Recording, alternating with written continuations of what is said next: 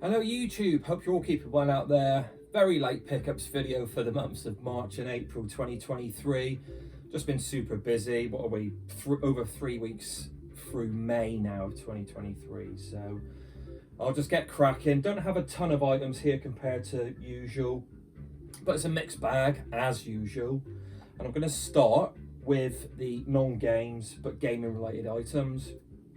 Now I've moved the room around as I alluded to in my previous video. I've now got my two reclining armchairs facing my CRT and my HD TV, as well as all the consoles beneath there. I will do a quick update room tour video quite soon.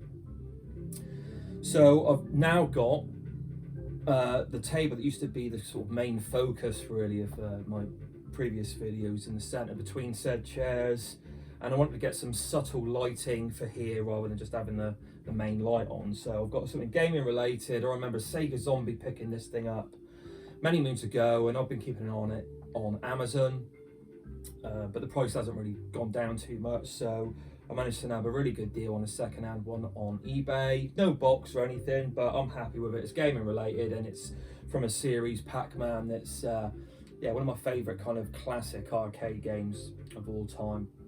But yeah, comes with all the sound effects that you can run through.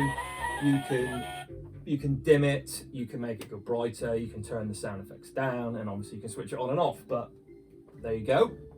Pleased to finally get that one. Next, now I've said this numerous times as well, don't really get too many toys. It's a rabbit hole I don't want to go down. Collecting video games is enough for me, he says, but I do like to get the odd item that resonates with me and has a link with my childhood and is nostalgic to me. Now, in my eBay search fields, I usually look for things related to Centurions, which is a toy line and a cartoon I used to absolutely love. Becoming man and machine, power extreme. Now I've got the Centurion figure that used to be my favourite, and it's Jake Rockwell's Wild Weasel weapon system. I used to love the cartoon, love the toy line. Really cool, great concept. This one's 95% complete. I'm just missing the two yellow pedals there from the Wild Weasel bike. So if any of you people out there have got a spare pair, which you know most households do have this just lying around, tap me up and I will look to purchase them off you. But yeah, anyway, there's that one. I didn't buy that, but I've got a search set up on eBay for Centurion so I can find those two last items, and this come up and I haven't really seen them before. It's basically like a snap game with different characters from the Centurions TV show and toy line. Thought I could play that with my daughter in nice condition. Thought it was a bit different and good. That one. And I went to a local toy and games fair, retro toy and video games fair here in Plymouth, probably early April, late March now, quite a while ago, with my wife, my daughter, a good friend and his wife and daughter, and I couldn't leave the place. He found a really good item. I'll leave a picture of it up there, from Aliens. I didn't realise they had too many a toy line that was related to Aliens that had come out, but he got the real cool kind of jet that takes the soldiers and Ripley into the planet where all hell breaks loose. He's got that with a car that comes out of it. It looks really cool, real nice little find that. But I had a look around. There's a good few items I sort of liked there and perked my interest, but I never bought anything, and it was coming to the end and I thought I've got to pick something up. So I just picked up a Knight Rider. There's a Hot Pursuit, Super Pursuit mode Hot Wheels car. Yeah, just as a little memento from the day. Right, more video game related now. This was an item, it's a peripheral that I saw on James's Retro Import Gamer UK video tour, on his video tour. And I saw this thing and I thought, I remember that. I'm sure my mate Pete had it. Let me know, Pete, if you do watch this. And I just think it's a real cool retro piece of product design, and it's for the Master System, and you can get it for the Nintendo and Amiga, I think. It's got that that pin connection. And I think that's a different one, but that's for the NES or something like that. Works for the Mega Drive, works for the Master System, and it works really well. It's a nice quality build. It's got micro switch, joystick there, and buttons. Yeah, really nice item that. Found that for a good price. Down Revival Video Games, the local retro video game store down here in Plymouth. So really pleased to see that. Another peripheral. I've been going through and updating all the interconnects, and I'm still doing it for my systems into the TV to get the best possible picture I can, and colours, and making sure the colours really pop. Everything's been sorted by the PlayStation 2. I wanted to get something that enhanced the image. It just looked a bit fuzzy and smudgy and grainy, and I've picked this up, the Kaiko HDMI adapter for the TV, and basically it doesn't upscale, but it makes the picture look very, very clean. The colour's nice and vibrant and sharp, and I'm pleased with it. Yeah, just a dongle that plugs into the existing cable on your PlayStation 2 and then goes into your HDTV. Real nice little system. Doesn't break the bank. If I wanted an upscaler, which I will probably get down the line, I'm going to have to pay more money, so look at doing that later. Right, on with the games. Now, I only go back to the PlayStation 2 is the oldest system I got here. This is a game by Treasure. Always interested in the Treasure games. They've always got a quirky, weird and wacky kind of art style to them, in theme and gameplay mechanics.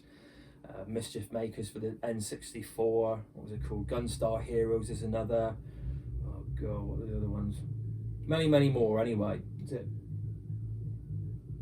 Ranger X on the Mega Drive? Yeah, I think they did that one. Looks really good. And it's Freak Out. And basically it's a 3D action platformer exploration game. A few puzzles, looks weird and wacky, very colourful, very abstract, some weird enemies. I'll put some video footage up in the top right there of the game, and yeah, I've been keeping an eye out for quite a while. I think there's a second one, not too sure, maybe there isn't. There's another game on the PlayStation 2 called Freak Out. It's a snowboarding game. I think that's got a second game as well. That's where I'm getting confused. So yeah, I like my unique games, and anything by Treasure always perks my interest. Next one, been on the list for a while, and it's Mak and Xiao Demon Sword. Now I think this is a follow-up to Macken that I've got on the Dreamcast. That was a first-person hack and slash action game where you had a sword, a bit similar to, what was the game on the Wii? Was it Red Steel? With a sort of samurai sword there. But this one's third-person, over the shoulder, still 3D. Real nice kind of aesthetic. Hack and slash game. Reminds me a little bit in terms of theme and gameplay of No More Heroes. That was a big release on the Wii, and No More Heroes 2. But yeah, always looked interesting, this one. Very Japanese, nice sort of visual style to it.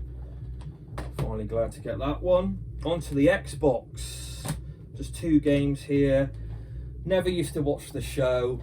Didn't really interest me. Thought it looked a bit daft. I know it's got its followers, and obviously it's got a cult following now, but the game was supposed to be really, really good. Surprisingly, it was Buffy the Vampire Slayer.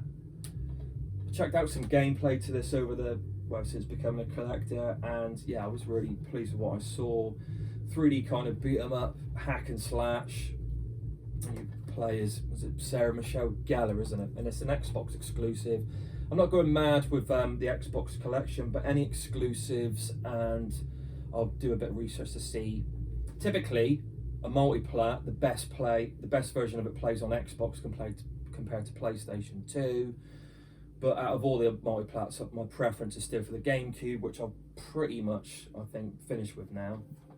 There's a couple I want, but they're quite pricey. But anyway, yeah, so you've got that one. This one I never heard of. In my collection video for Xbox, I asked if there was any games I should be keeping my eyes open for, and Eddie Rollercore piped up and mentioned this one. I never heard of it before. Again, I'm still sort of learning about the Xbox library. It's an Xbox exclusive, and it's called Blackstone Magic and Steel, and it's a RPG action game. sort of anime looking characters, and yeah, the gameplay looks quite good. So I picked that one up. On to the 3DS. When I picked up the control stick, the Master System control stick here, is it a Quick Shot? Yeah, Quick Shot. I had a look around the Revival Games shop, and I noticed in the 3DS section Puzzle Bobble from the Bubble Bobble universe, that cutesy little Japanese dinosaur lizard creature. I do like my puzzle games, and every now and again just to sort of jump on and play for a few minutes, pass some time, and it was only cheap, so I picked that one up. Animal Crossing. I know this is supposed to be quite good for the 3DS. I've never got into them, and probably for the best, because they're life suckers. One of those sort of games you need to play each day, and farm and do all your tasks, your little jobs for people, and yeah, redecorating your house. I remember years ago getting my sister into this for the DS, and she just played this religiously. She absolutely loved the game, and yeah, there's that one. On to the PS4 now and PS5, and then we're done. There's only a few left. First game is Hunt Down, and I thought this was a special edition in the cardboard slipcase. It comes with yeah, some like tatty kind of tat, pin badges, a little instruction colour manual, which is obviously a rarity in these last few generations. But this is an excellent game, an excellent indie game that I've had my eyes on for quite a while. Cyberpunk theme, pixel 2D left to right run and gun shooter. Really, really good. Lovely 80s vibe to it. Blade Runner-esque. Think Blade Runner. Lovely sort of wedge-shaped cars in there. Like the typical like Lamborghini styles, and looks really good. And it sounds really good as well. It's got like a synth wave music playing through it, which lends itself very well to the kind of themes of the game. I'm currently going through it about 60% of the way through. Really enjoying it. There's lots of bosses in this, and thematically it kind of reminds, or concept-wise, it reminds me of the film Warriors back in the day, where you're just fighting against different gangs within this run-down city, crime-ridden city. Those are like mini bosses, and then at the final stage you'll meet the big boss for that particular gang. Really, really good. Bit of challenge in there as well. Lovely, gory pixel graphics, blowing baddies up into pixely red chunks. Really good fun. You gonna stay? Yes, you are. Next for the PS4 is a game I did have the chance many years ago, probably just prior or around the time I started collecting video games, to pick the original game up on the PlayStation 1 for 50 quid, and I thought, nah, I can get it, being a tight git, more so back then, very frugal. Maybe I can pick this up cheaper. Bloody no chance. I've missed that boat. It goes for like 6 times that amount now, 7 times that amount now, and it's Castlevania Symphony of the Night. I downloaded and played through to completion, and thoroughly loved the digital download that came for the PlayStation 3. It's still installed on there, and yeah, I could see why everyone raves about it. For me, Super Castlevania 4 still holds a nostalgic place in my heart, but yeah, that is a fantastic game. So I'd pick this up for the PS4, which comes with Rondo of Blood, and I think that's Dracula X, isn't it, basically, from the PC Engine. I've got the PC Engine Mini with Dracula X on there. I've got the digital copy of Symphony of the Night, so I'm going to probably keep this one sealed, and yeah, just really pleased to have a physical version of this on disc. There's that one. And the last game is for the PlayStation 5. My wife was awesome and surprised me with a PlayStation 5 console with God of War for Christmas. I'm just picking out a few games that I want to play through and just really taking my time with them. And they're still quite pricey, a lot of the games, but they do drop like they did the previous generation on the PlayStation 4 quite quickly. So that's when I'm sort of snapping them up for about, you know, lower than 20 quid, 15 quid. I think this was about £14 I got this one for. And it's the Quarry, the true kind of spiritual successor to, what's it called? Until Dawn, wasn't it? Got that for my wife back in the day with the PS4. You know, groundbreaking sort of graphics and storytelling themes. Kind of a QTE mashup game where you choose your route, choose what to do, how to speak and answer people, which will influence the game's progress and decision making. And yeah, really good. My wife thoroughly enjoyed it. I've got this primarily for the wife, and I'm watching her play it. We just got to chapter 3. It's basically about loads of teens and early 20-somethings morons go into this really redundant, barren campsite in the middle of the woods, and all shit's gonna break loose. And yeah, things are about to kick off in the game. But yeah, then there's that one, and that is it. I will, like I say, try and get like a quick room tour video out next, and then it's probably going to be another pickups video. So all that's left to say is everyone take care out there, stay safe, and I'll see you again.